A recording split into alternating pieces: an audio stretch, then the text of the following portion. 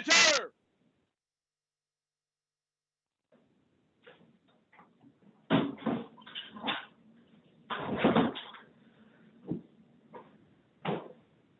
Lance Sergeant Major Paris A. Williams, reports as directed. Oh, I love it. I love it. I love it. Marshall in the middle.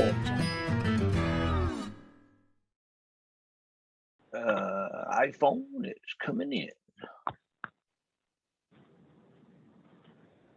Look at there, look at there. Look at there, look at there. Can you see how that works? Look at there. Yeah, I do. I got you. It looks good, looking good, man. It's good to see you. All right. Awesome.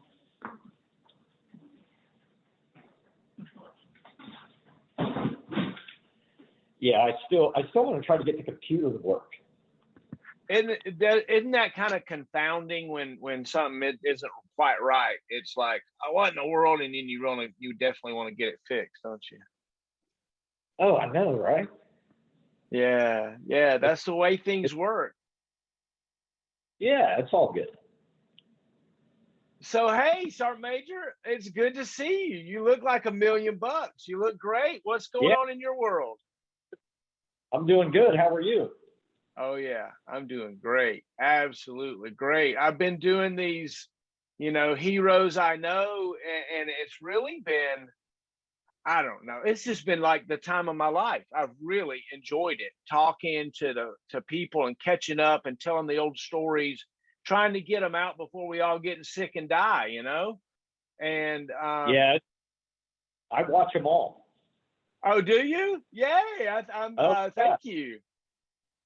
Yeah, I saw the one with Heather Smith, and I've kind of shared that one around. So it's pretty cool to see a lot of the old faces. Yeah, amen. So really what this is about is telling stories for your grandkids and your nieces and nephews. That's what my goal is. Right. That's my goal. My goal is to get some of these stories. And of course, we get to reminiscing, and your buddies love it, right? All your soldiers and all the leaders you served with, they love this. But I'm going to tell you, I want the focus to be your grandkids and those around you that don't understand what you did. You're a hero, but they have no idea what jumping out of an airplane really meant, right? They just don't kind of get it. Right. So tell me about, young Paris Williams. Where are you from? Where'd you grow up? Yeah, so I grew up outside of St. Louis, Missouri. So I'm right off the Mississippi River. So I grew up just really hunting and fishing as a kid. So like every 18-year-old kid after high school, you have no idea what you want to do. So I took the ASVAB. And ironically enough, the recruiter that enlisted me was a 16 Sierra, and his name was Staff Sergeant Shark out of 3488. So that was kind of ironic. So that's really kind of where it began for me. So when you left behind and went to the Army, was it a clean break? Was there crying tears of girlfriends and things in the past, or were you running from the law? No, no. I think it's just like every young kid. I think it's just adventure. So you're just when you're young, you look forward. You don't look behind. And you're too young to know any better. So for me, it was really just kind of the adventure of it all. Amen to that. Amen to that. What? So, tell me about basic and AIT and all the training. And were you good at that kind of stuff? Well, they had for air defense, they had just moved basic training to Fort Sill. So I was one of the first classes, because for SHORAD we had gotten away from OSIT and we had gone to split training. So I went to SIL in the field artillery, and then I came to Bliss for for AIT as a 16 Sierra Manpads crewman.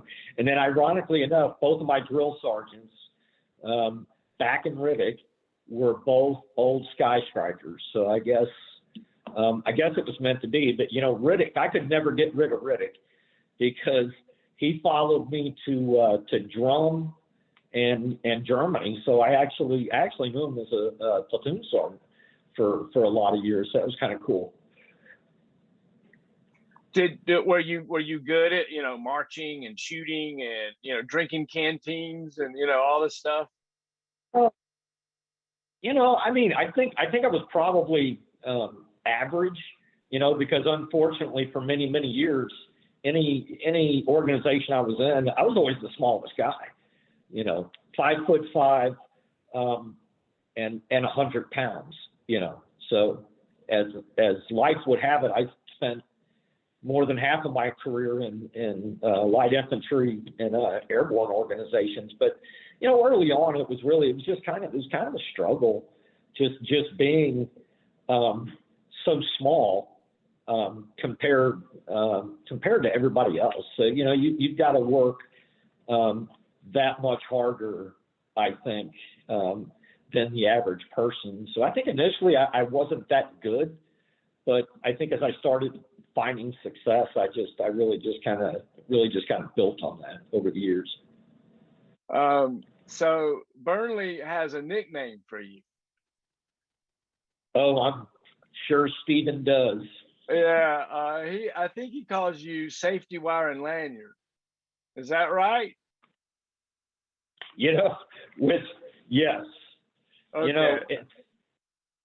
It's kind of, I was thinking about this today, and just kind of looking at all the people that we've all mutually served together, and it's funny, when I look at Steve Burnley, I remember him, as a young sergeant. I remember Plotnick as a young sergeant, Albright as a young sergeant. So it's really good to see those guys, especially Steve. He's breaking new grounds for us as a nominative senior leader within the Fire Center. I think he's actually our first one at the Fire Center.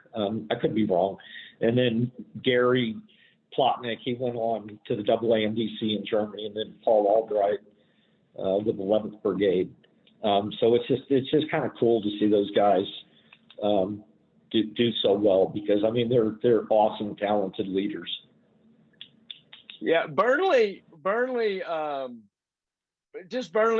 idolized you in a way. To me, remember, Burnley and I were peers together there at the OBC schoolhouse, and he just always found a way to bring you up and talk to you, because you and I never spent a lot of time together, right. serving side by side. But anyway, right. he was always one of the ones that said, if you want to look for a star, that's Paris Williams right there, Safety Wire and Lanyard. He tells a story about how you kind of lost your mind when they changed your name. They changed nomenclature from Safety Wire with Lanyard to Safety Wire and Lanyard, and he tells a story you got confused. Yeah, he, the thing about, when you look at a guy like Steve Burnley, he's one of the few guys, I think, that's really kind of what I consider to be the total package. Extremely intelligent, great personality, very dedicated. But the thing about the Sky Striker battalion, the thing about that battalion is you were either really great, or you were really kind of in the middle. We didn't really have a lot of bad NCOs, but when you look at historically, I think 3-4, I think we've produced more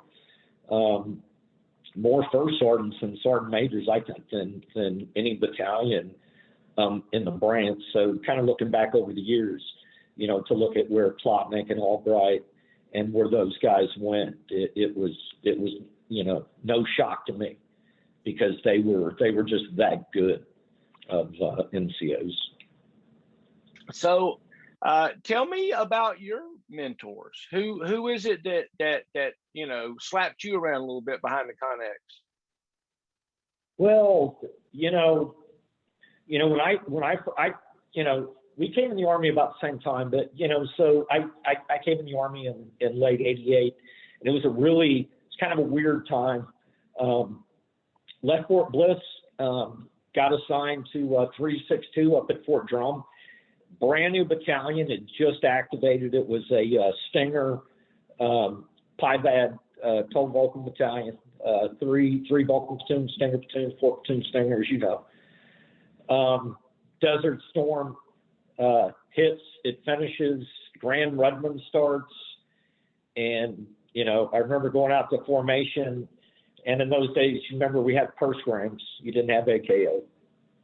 First sergeant comes out with the clipboard, and all of a sudden, I think in my battery alone, I think we had 30, almost all the NCOs in the battery were QMP.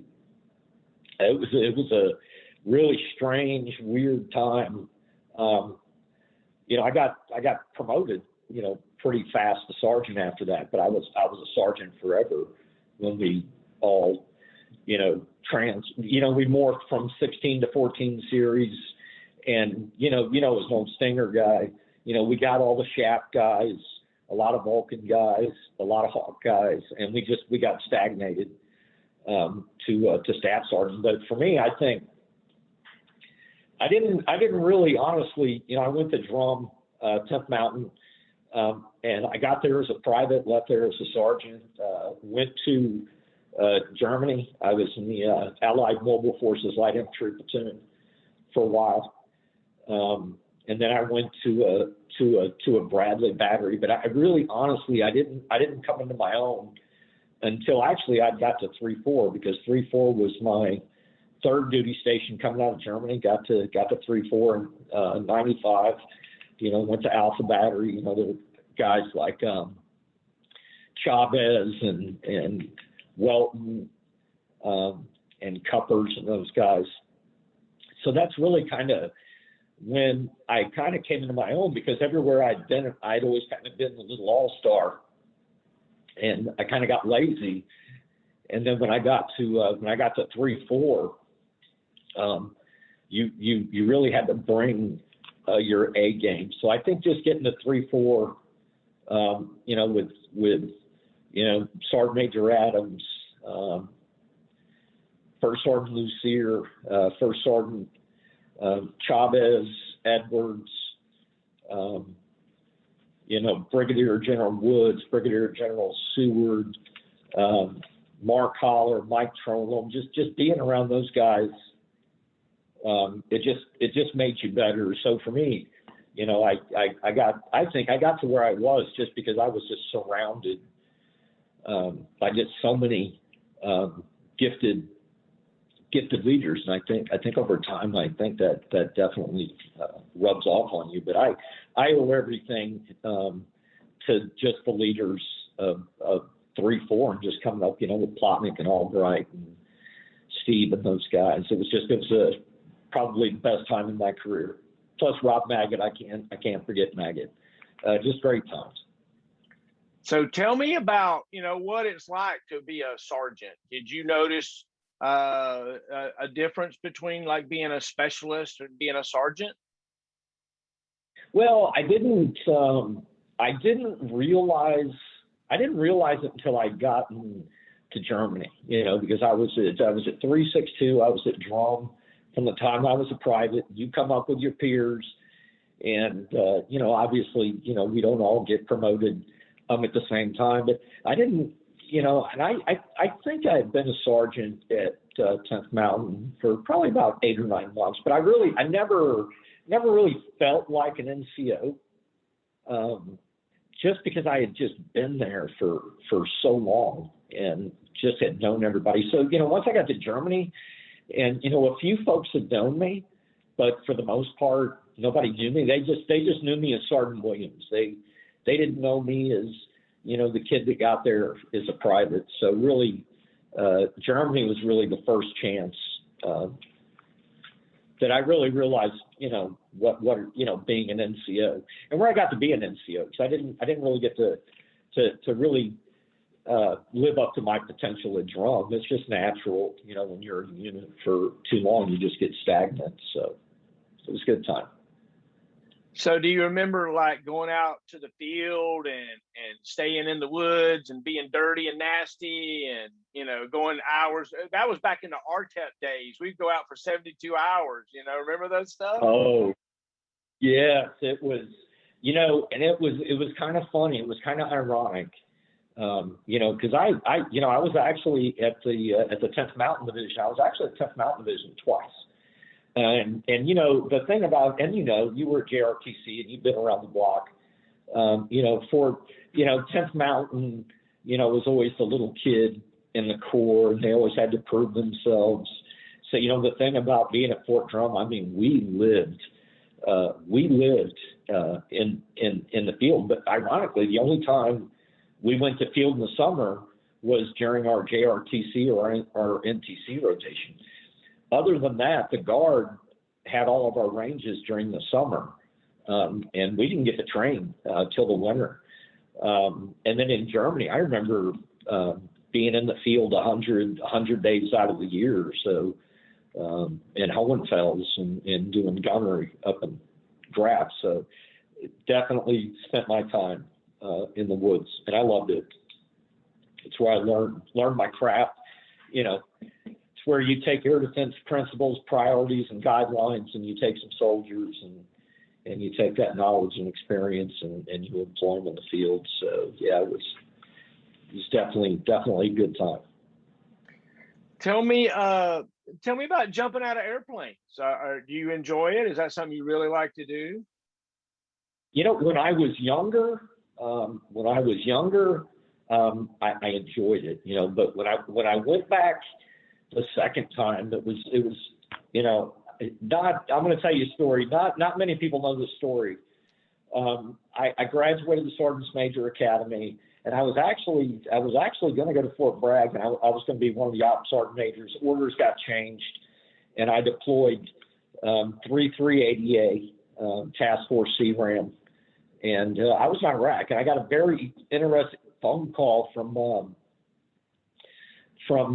Lincoln, and so Clem had left, and Lincoln stepped up to take the brigade. 3-4 was wide open. I was in Iraq. He called me up. He said, "Hey, 3-4's open." He really kind of planted that seed while I was in Iraq. Well, when I was in Iraq, I was offered 69th Brigade to be the brigade CSM. So the plan was to come home from Iraq and then redeploy the brigade headquarters. My wife was a 42 Alpha. She wasn't able to make the trip. So really, I had come home and I was basically going to retire.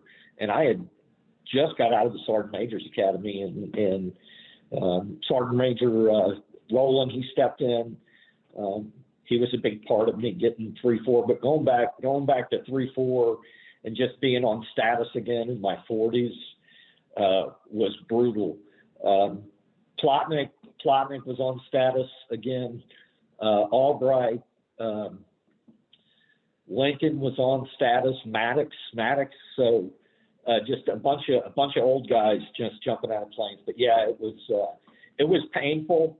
I don't miss the second chapter of 3-4, but I very much enjoyed my first time on status. But I was in my 20s, so you think you're Superman, but when you get to be our age, you figure out real quick that you hurt. So it was okay. I had a good time at 3-4 the second time.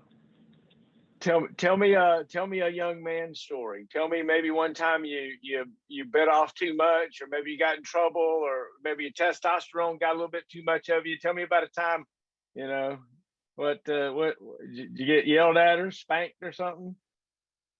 I would tell you that those 3 years in Germany, I'm pretty sure Dustin Thorstadt, but we were in Germany together, and they used to call us the Toxic Twins. And so basically what one wouldn't think of, the other one would. And we used to just get in so much trouble. I think the only thing that saved us is we were really pretty solid 14 Sierras, and we were typical Joe. When we were in uniform, we did what we had to do. We tried to be the standard, but after 1700, we were just buck wild. And kind of reflecting back on that then, I could probably think of about 10 or 15 times where, probably rightfully so, he and I probably should have been reduced to specialists. But that was the great thing about those days in the Army, where you saw somebody that you thought had some potential, and you'd smack them around. But you saw that potential, and I don't want to say that you turned a blind eye. They didn't turn a blind eye to us, and they definitely scuffed us up. But they definitely saw something in us that we didn't. So that's why, as I got older in the Army, I definitely tried to return the favor to a lot of my soldiers that I think had more potential than they realized. But yeah, I was definitely out of control in my first 5 years in the Army. And then I met my wife, and God bless her, she settled me down. Very, very mature, very intelligent. She's about a year and a half younger than me, and she was in the old guard up in DC.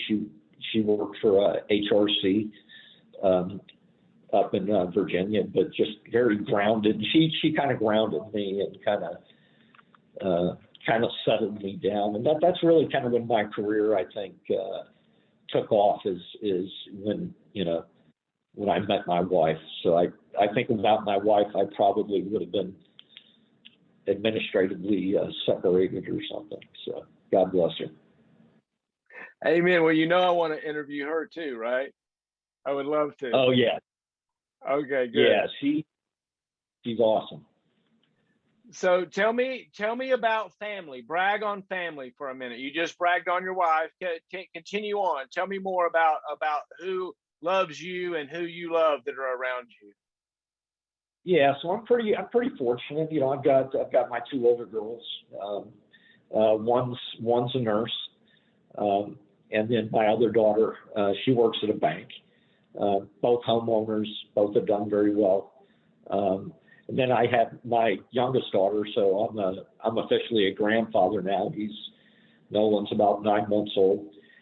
And then I have two teenage boys. I have one that's 18 and another one that's 16. So we retired here in Ohio because that's where Tanya's from. So she retired a few years before me, and then we decided to set up our family here in Ohio. So we've been here since 2015. So it's definitely been a good time. But I think the biggest thing that I want people to take away from the podcast is just looking back at 3480 AR, just everything that battalion was, and there's no, in my opinion, I mean, I could be wrong, it's just my opinion, there's no other battalion, I think, that has been through more than 34 has as an organization. As you know, we supported the 82nd Airborne Division around 2006. We came out of division, were realigned underneath the 108th Brigade, became a composite battalion. So our Alpha, Bravo, Charlie, and Delta batteries were transformed to Patriot. All of our SHORAD systems and Sentinels went to Echo battery. What people don't realize that shortly after that battalion had become a composite battalion, they deployed that battalion for a non-standard mission set. They were doing a detainee mission. So, you know, they had brought the Patriot folks out of Germany, put them in 3-4, deployed them for a non-standard mission, brought them back, didn't have any equipment. So actually, Brigadier General Harrison, Harold Lincoln, General Gainey, Glenn Hinkey, Pat Costello, you know, we were the first to deploy the battalion in its Patriot mission set, but the battalion had really lost its identity because, you know, we had always associated ourselves and supported the All-Americans. And so then when, you know, we went over, retask, organized the 108th, was just reinstilling that pride in the 4th Regiment and the Audacia. So once General Harrison was able to do that, and once he transformed that battalion, I mean, we just, you know, for 2 years, we dominated the 108th Brigade, 244, 17. It wasn't even fair. So just a great battalion. And I think historically, you know, when I took 3-4 as the CSM, I had all the pieces in place that I needed. I had Gary Plotnick, Paul Albright, John Peter Nelson, Anthony Cook, Maddox, Glenn Hinkey, and of course Harold Lincoln, which I think a lot of times Harold just let me do what I wanted to do. I just think he just wanted to see if it would work. So it worked. But just a great battalion and just a great group of folks with the Sky Strikers, and they all went on to do well. So I was just blessed to be Sky Striker 7, because, you know, as a Sky Striker, you know, that's everybody's dream. It's better to be lucky. It's better to be lucky than to be good. So it was a great time. Was there things that you found tough in the Army, maybe tougher than other things? I think for me, I think one of the toughest transitions that I really had to make in the Army was the transition to Patriot. And it's not because it's IMAD. It's not because of the weapon system. It's just a total different, you know, Patriot's very, you know, it's centralized planning, it's centralized execution. SHORAD, centralized planning, decentralized execution. You know, you're given a 20-year-old corporal in a PFC, 8 Stinger missiles and 250 50 cal rounds in a grid, and you're wishing him luck. So for me, it was just that very, very tough transition to Patriot. But once I got through that, I just really had to figure out the only way I survived is, you know, it was just harder for me to do the normal things that I was used to doing. But kind of once I figured out the politics of Patriot and kind of how I needed to maneuver that battle space, I was okay. But that was tough for me. Did you ever find yourself in danger when you were in the service? Were you ever, you know, ducking from bullets or pulling the trigger at a bad guy? Yeah, unfortunately, I've had to light some folks up, but you know, I think for me, I think probably the toughest mission I think that I ever had was the indirect fire protection mission that General McIntyre and I, with the task force, did, doing counter rockets, artillery, and mortar. So, you know, we had sense and warn and intercept on 17 FOBs from one end of the country, you know, Mosul all the way down to Basra, and and we were just getting pounded in Baghdad. And it's just rounds are coming in, and your guys, they can do. The system's going to do what the system's going to do, and it's outside of the gunner's hands. But yeah, just being shot at and being that vulnerable. But my guys did very well. So yeah, definitely the pick mission it definitely got a little hairy sometimes, but it was a great mission. Sometimes as a leader, we have to do memorial services. Did you find yourself in a position a time or two where you were calling roll or involved in giving a memorial to a fallen soldier? Yeah, absolutely. So actually, Heather and I, me and Heather, we were together up at Fort Lewis, and she had the HHB. I had Alpha battery, then I moved up to become the ops sergeant major. And I was selected to go to the Sergeant Major's Academy. I couldn't deploy, so the plan was I was going to put the battalion on aircrafts and take some leave and go to Fort Bliss and attend the Sergeant Major's Academy. So the battalion had just left, and our Bravo battery had a force protection mission, and the Rocket and Fender, both of them were killed. They were on a bridge in Baghdad. VBID destroyed the bridge. They were crushed. And I was actually getting ready to go on leave. So I decided not to go on leave. I was the only senior or adult supervision back, on the battalion, and we were dead. I had a young captain, great guy. So yeah, I had to coordinate for the Rocket and Fender and get folks down to Dover to receive the bodies. And for the Rocket, was a little touch and go because he was from Palau, so there was a lot of coordination with the State Department and stuff. So yeah, definitely had to do that for those folks, and just suicides that unfortunately I've had in my formations over the years. So yeah, I'm definitely no stranger to roll call.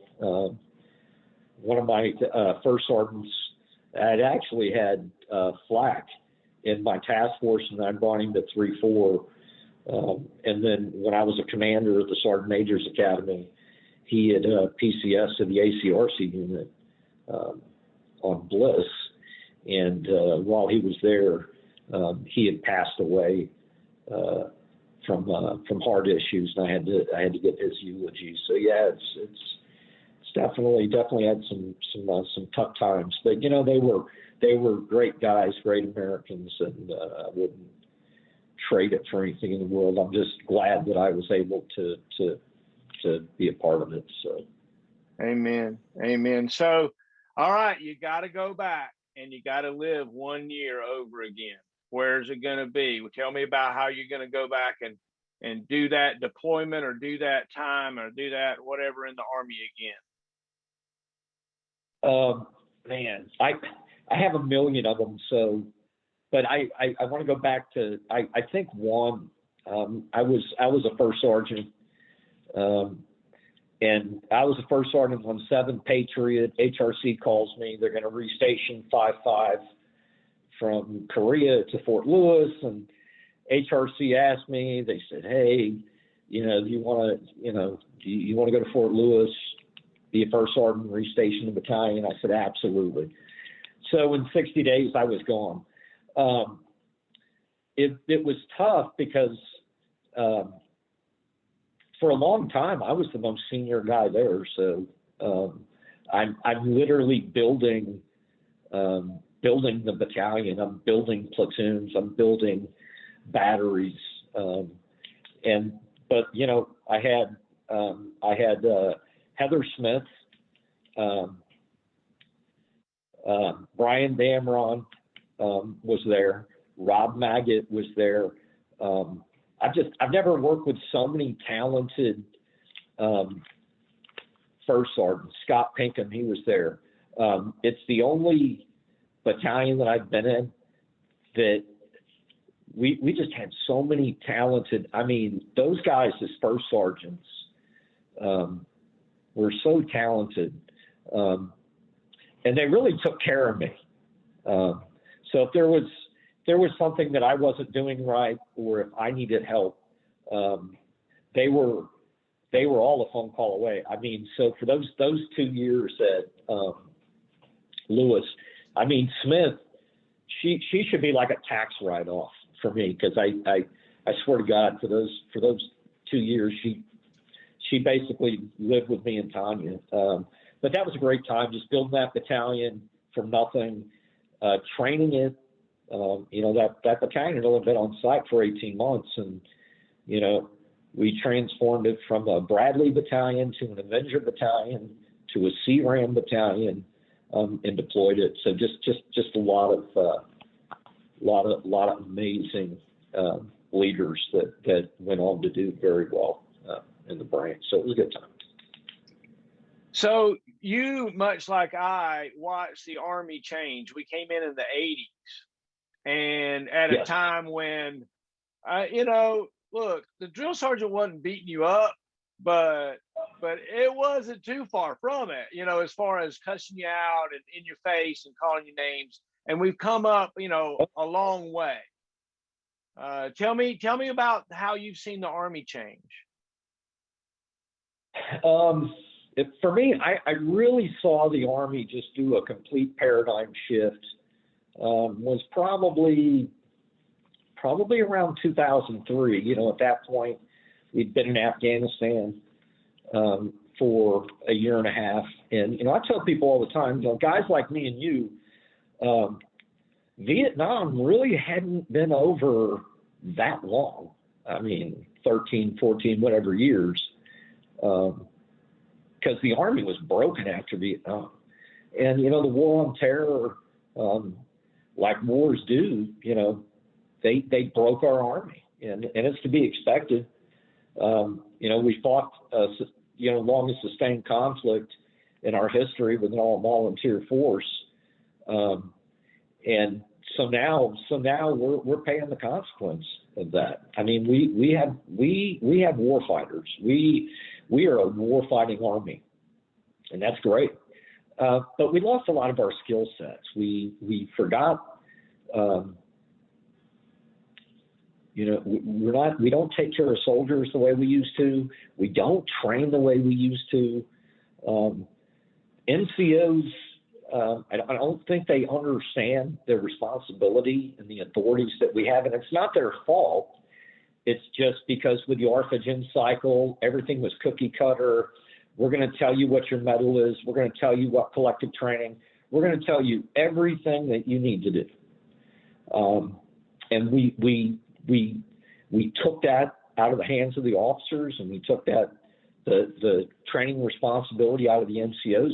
So now, you know, it's pretty scary. I mean, we've got sergeants majors now that they don't understand training management. They don't understand medal and collective tasks, but it's not their fault. We're going to get back to where we were, but we're looking at another decade to get us where we need to be. But it's, you know, it happens after every war, so it's definitely changed. But here's what hasn't changed. What hasn't changed is, I think the fighting spirit and the desire for our soldiers and our leaders to get up every day and do the right thing.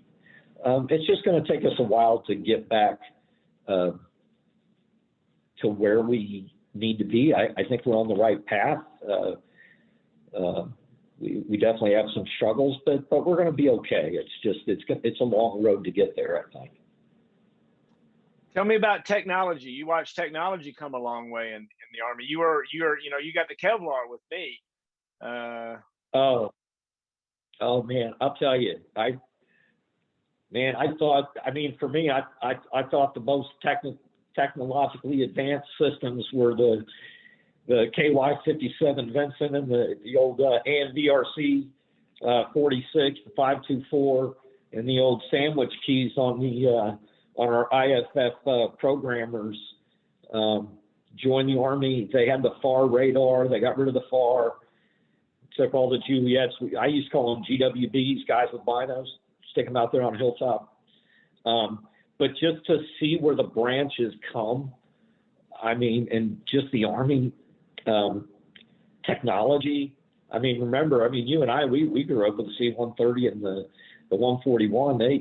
They've got the Cadillac now, the C-17. That thing's over 20 years old. But yeah, technology. It's very overwhelming when you look at some of the systems and what we ask our soldiers to do. But yeah, it's definitely amazing, and we've got some really smart kids. But yeah, technology it's crazy compared to what you and I came in with, for sure. How does your patriotism come out? Do you go crazy on 4th of July, or are you more, tell me about that. I find myself kind of subdued most of the time. I'm with you. I mean I am, definitely on 4th of July, we definitely get the family, we go see, fireworks, but I'm pretty reserved, I think, now as a civilian. But it's funny though, because everybody knows that Tanya and I are retired from the Army because we've got like a 50-foot flagpole in our front yard, so it's pretty cool. So tell me about where you retired in your place there. You say you got a flagpole. You obviously got beautiful decorations behind you there and some awesome artwork and stuff. Oh yeah, here. You know what? I'm gonna walk. Yeah, let's do it. Yeah, I love it. I'll walk and talk with you. So I guess that's a good thing about having a fun. Yeah. So yeah, I'm in the great state of Ohio. We're being infested by cicadas right now. So yeah, we're just kind of. Yeah, I'll show you the flagpole. So the other day was the 6th of June. So I got the All-American hoisted up there to celebrate D-Day. Can you see it? Not yet. It looks like I've lost your video signal. What about? Now I got. There we go. Yay! That's it right there. Look at that. That's awesome. All the way, Sergeant Major. I love it. I love it. Absolutely love it.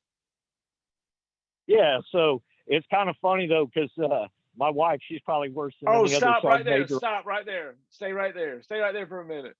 That looks great. You got it right behind you. Oh, so here's what I want to do. Can I get you to like call the battalion to attention? Oh yeah, absolutely. All right, let's do it. Absolutely. All right, ready? Yeah. All right, here we go. I want that battalion. flagpole. All right, you ready? All right, here we go. Battalion, attend who? All right. All my neighbors are like I'm on drugs, but that's okay. I know. It's great. That's great. Oh my gosh. How about giving me a hand salute? Say your name and report. Oh yeah, absolutely. I can do that. All right. We'll go now. So okay, sounds good. Yeah, let's do that. Oh, I love it. I got to prop my phone up. All right. I'm gonna turn my little. Oh, I love you want it. Me? Perfect. You want me to enter the doors too? Oh yeah, so like report like right. You're coming for the board or something. That'd be great. That'd be fun. Okay. All right. But you got to tell me to enter. Okay. I'll holler at you. I love it. Thank you so much. How about now do a sign out for me? Sign out for me real quick. Give me a salute and say signing out. You want me to salute and sign out? Yeah. All right. Well, hey, I absolutely appreciate. No, it's not over. We're not done. We're not done. No, just salute and sign out for me. And then we'll keep talking. Okay. All right.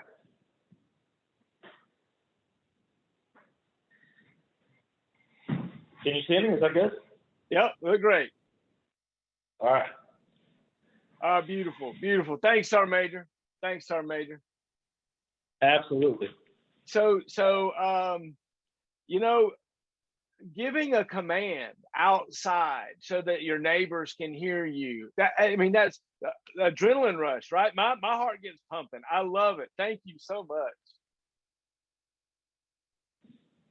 Yeah, I live in a nice, really quiet, little quaint neighborhood. So we have like a little subdivision Facebook page. So I'm sure I'll be on it tonight. So I can't wait. Oh, I love it. That's great. So yep. So tell me, show me something. Show me one of your plaques from your soldiers got you, or take me around for a few minutes if you don't mind. Okay. All right. So I'm going to go downstairs. This is kind of my man cave, but my youngest son, he kind of lives in the basement. So I'll just kind of, let's see. Oh, wow. Look at that. Oh, wow. Echo 17.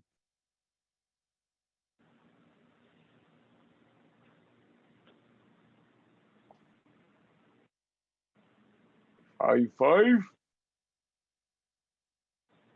Wow. Oh, look at that sword.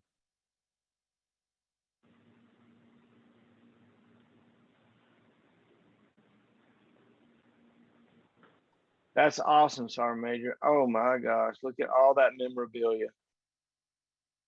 Lots of memories there, right? Lots of soldiers loving you. Yeah, I definitely miss it.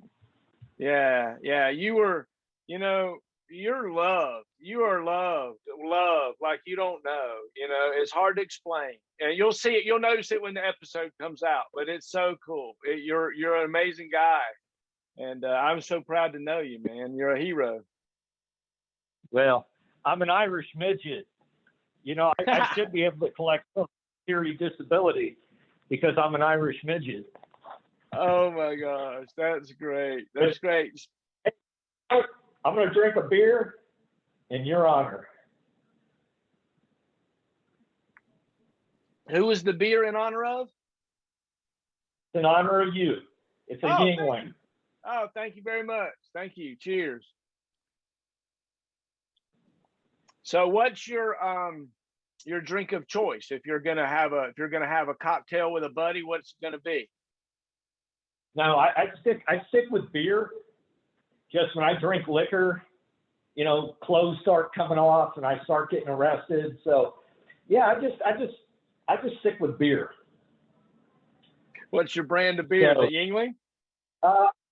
Yingling, yeah. So I drink Pennsylvania's finest. I love it. So, do you still fish and hunt and do those things? Do you still have those hobbies? I do actually. I do. Actually, I'll have to show you my pride and joy. How about you? Are you still hunting and fishing or no?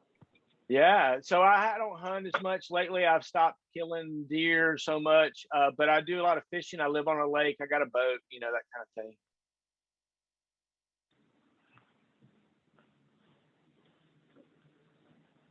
Yeah, so I kind of hang out at the gun range quite a bit. See, some people have a gun cabinet. I have a gun closet. Oh wow! Oh, wow. I love it. I love it. Look at that. Well, we know where to go if we have to retrograde. We'll retrograde right into there.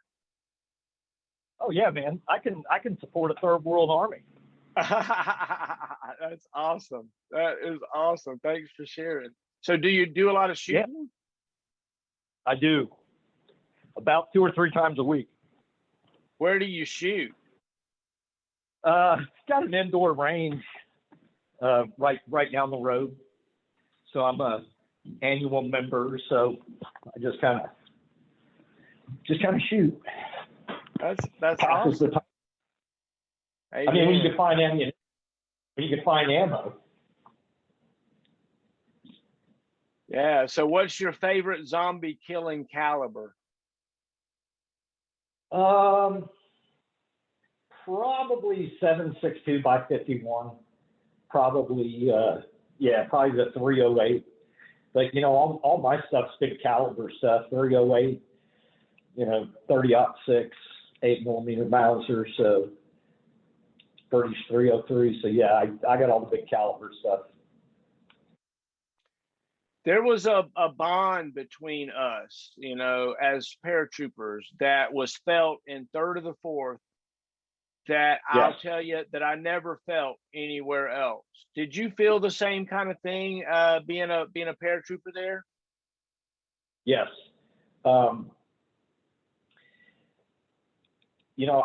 would say 3-4 is probably the most unique for its time, the most unique battalion in our branch. Our battalion, I mean, that battalion grew leaders. I mean, when Sky Strikers, we've been leading, the Air Defense Artillery branch. I mean, when you look at the branch today, Rich Harrison, he just pinned on his 2nd star on the 2nd of June. So he's a Sky Striker. He's a commandant. You got Mark Collar out there in the Pacific in the 94th. He's a Sky Striker. So yeah, it's an amazing battalion, great battalion. And then it's kind of cool, when I left the battalion, General Seward had just given up command. I think he had gone to Corps or Division and had gotten a job. But I actually got to work with him or for him on the brigade staff, on the 108th Brigade staff during OAS 1. So we're all connected. We're all of us are connected, and it's really cool, special. So tell me a story, or tell me something that you haven't told me, or give us a closing, statement. Tell me what you're thinking. I mean, for me, I mean, I'm really glad that you do these, you do this podcast. Technology changes, generations of soldiers obviously change, but there's just some constants that don't change. It's the love, it's the brotherhood, it's the sense of purpose, and I got all of that from 3-4, 3-4. I turned down a brigade for 3-4, and to me that was probably the greatest. I don't know if you've seen the new battalion footprint, but I turned that thing into a museum. Just to kind of honor guys like you and Steve and Plotnick and Joe Stout and Thagard and Anthony Cook, Harold Lincoln, just everybody just being a part of my life. It's just been a blessing. You I have been, and I have seen what you've done, and you know, you get so much credit for that. In bridging, you were the guy that bridged the old battalion to the new battalion, and I'm proud of you for it. Thank you so much for doing it. You know. Absolutely. And I was fortunate in that and I always say that we had the right people. You know, I had Harold. Harold was the brigade sergeant major. Anthony, Cook, Maddox. They were the brigade 3, and then I had Plotnick and Paul Albright were the 2 ops sergeant majors for 3-4. But the second go around for 3-4, we had a lot of Sky Striker talent there. So I definitely owe it all to them. Span, I forgot to mention Span. He was Assassin 7. You had just done an interview with him, but those are the caliber guys that I had around me. So, you know, there was no way the battalion was going to fail with those guys, because they're all amazing. It's been a great time chatting with you. I've enjoyed the tour. I've enjoyed calling the neighborhood to attention. That was awesome. I love it. It. Thank you. Tonight I got to call you so you can bail me out. Oh my gosh. I love it. Well, Sergeant Major, I salute you. Thank you. I sure do appreciate it. And, you know, there you go. Airborne all the way. All the way. Take care, brother. All right. You too. Good night. All right, man.